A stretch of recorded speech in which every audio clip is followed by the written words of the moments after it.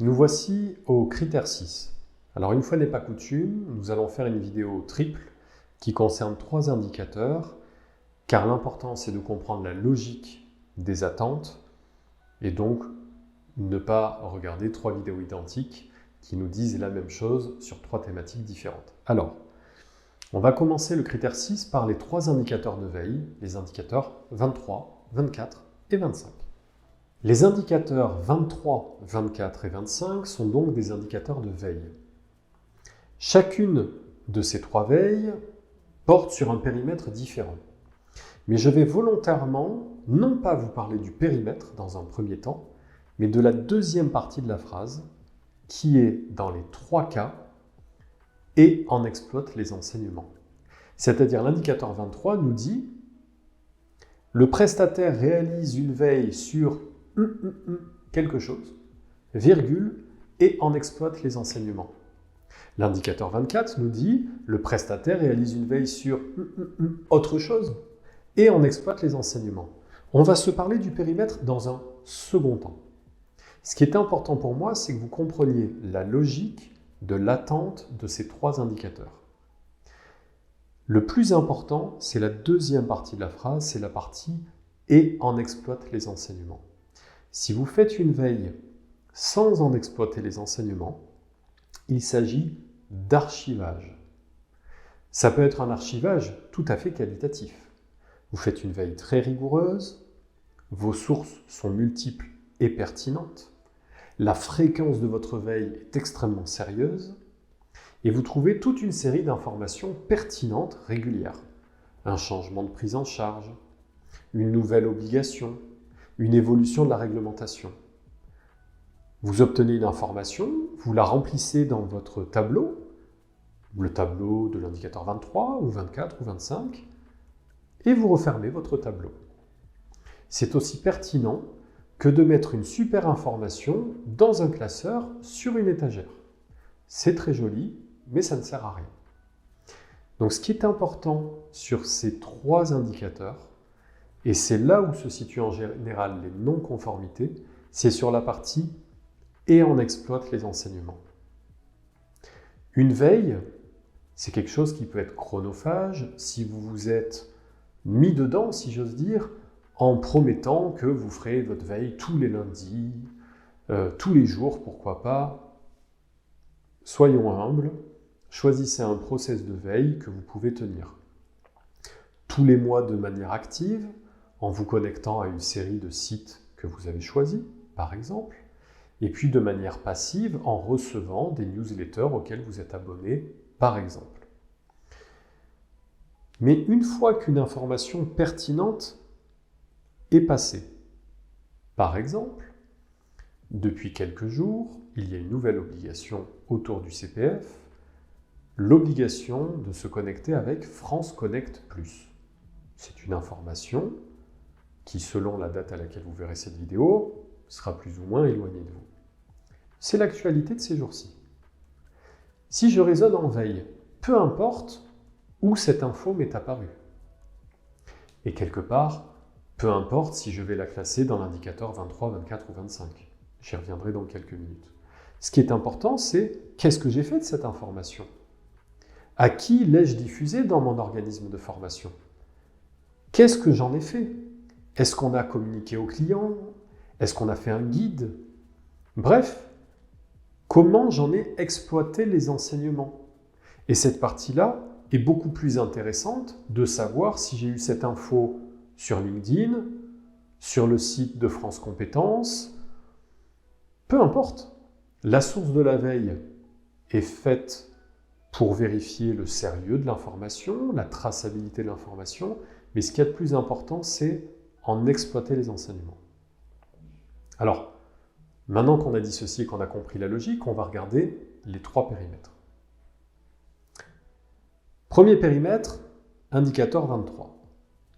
Le prestataire réalise une veille légale et réglementaire sur le champ de la formation professionnelle et en exploite les enseignements. À vous donc de choisir vos sources. Les OPCO avec lesquels vous travaillez. Si vous travaillez potentiellement avec tous, vous allez faire votre veille sur les 11 OPCO.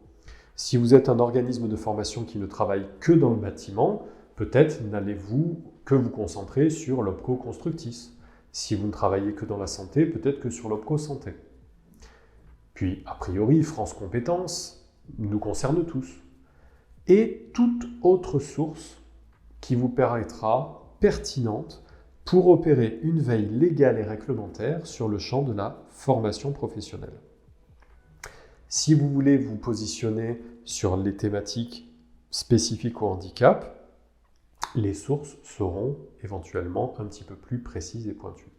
Donc l'indicateur 23 porte sur la veille légale et réglementaire sur le champ de la formation professionnelle. L'indicateur 24, c'est exactement la même logique, mais sur un périmètre différent. Le périmètre de l'indicateur 24, c'est les évolutions des compétences, des métiers et des emplois dans vos secteurs d'intervention. Et la fin de phrase nous redit « et en exploite les enseignements ». Donc vous avez exactement la même logique, mais sur un périmètre différent. Donc, vous aurez des sources de veille différentes. On peut avoir une veille économique, on peut participer à des conférences, des colloques, des salons, adhérer à un réseau professionnel, un syndicat, une fédération, être abonné à des revues professionnelles. Nous ne sommes plus sur le champ de la formation professionnelle en général, on est sur le champ de l'évolution des compétences, des métiers et des emplois dans vos secteurs d'intervention. Alors bien évidemment, il y aura une attente un peu plus forte et une veille un peu plus facile à faire lorsque vous êtes un centre de formation spécialisé dans un secteur précis. Si vous êtes un centre de formation généraliste, vous proposez des formations en anglais, en numérique, des bilans de compétences, à tout à chacun, au tout venant, à n'importe quelle entreprise, cette veille-là sera un petit peu moins dense, puisqu'il est compliqué de faire une veille sur tout et n'importe quoi. Vous avez un public qui peut être n'importe qui, vous n'aurez pas à justifier que vous n'avez pas particulièrement de secteur d'intervention. Par contre, attention, dès lors qu'au moins un de vos services est très spécifique, vous avez au milieu d'un catalogue hyper généraliste une VAE aide-soignant. Ah, on est sur un secteur d'activité, il faudra faire une veille spécifique sur l'évolution, pourquoi pas, du métier d'aide-soignant.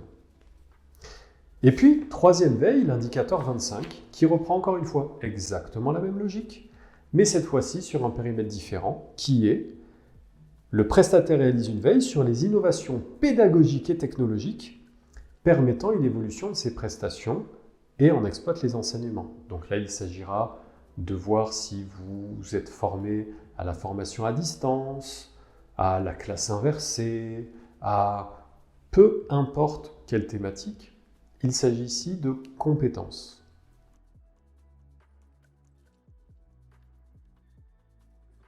Les indicateurs 23, 24 et 25 sont trois indicateurs de veille répondant à exactement la même logique mais sur trois périmètres différents. Je vous conseille d'avoir trois tableaux construits avec la même logique mais qu'on différencie et dont on n'hésitera pas à les nommer indicateur 23, veille réglementaire, indicateur 24, veille sectorielle, indicateur 25, veille pédagogique par exemple. Vous identifiez vos sources de veille, ce n'est pas gravé dans le marbre, vous pourrez en retirer si elles ne sont pas pertinentes, vous pourrez en rajouter si vous avez de nouvelles idées ou opportunités.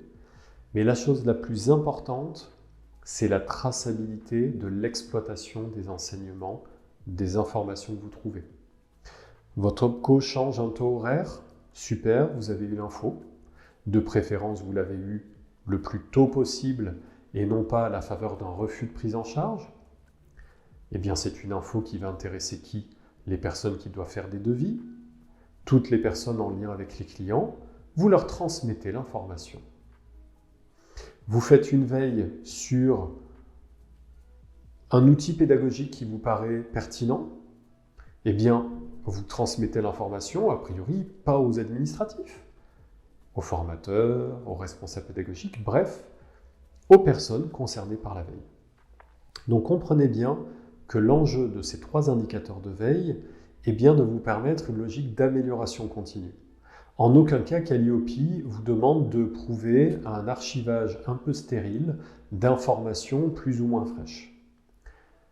À vous d'attribuer cette veille à une seule et même personne ou 3 personnes différentes, suivant la taille de votre organisation. Mais encore une fois, désolé, je me répète, concentrez-vous sur la deuxième partie de la phrase et en exploite les enseignements.